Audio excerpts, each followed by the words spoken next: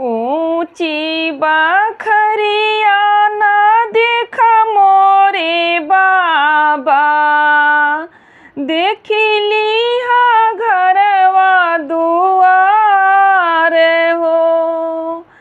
ऊंची बखरिया ना देख मोरे बाबा, देखिली हा घरवा दुआर हो।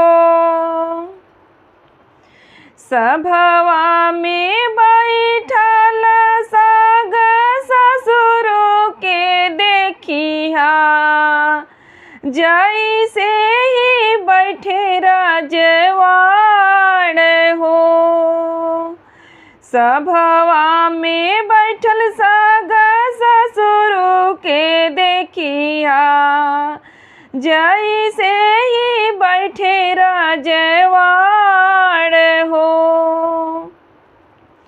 घोड़वा चढ़ल साग भसुर के देखिया, जैसे चले कोतवाल हो।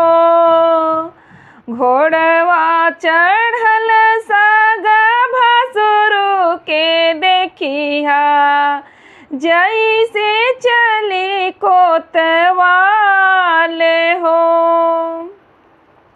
मचिया ही बैठल सासू के देखिया, चेरिया जे करे सिंगार हो। मचिया ही बैठल सासू के देखिया, चेरिया करे सिंगार हो। राम रसोईया में जेठनी के देखिया, नाऊ निशानी पिसान हो।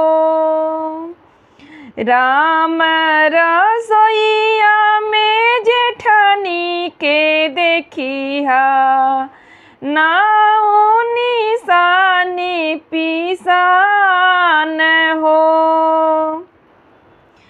पनिया भरत पानिहारी ने देखिया, पनिया भरत पानिहारी ने देखिया, जैसे रहे रनिवार हो। अंगना घूमत झूमत देवार देखिया, हंसिया करत मन खुश हो। इतना जे देखी बेटी घर तोरा खोजबे, नहीं जानी कर मैं तू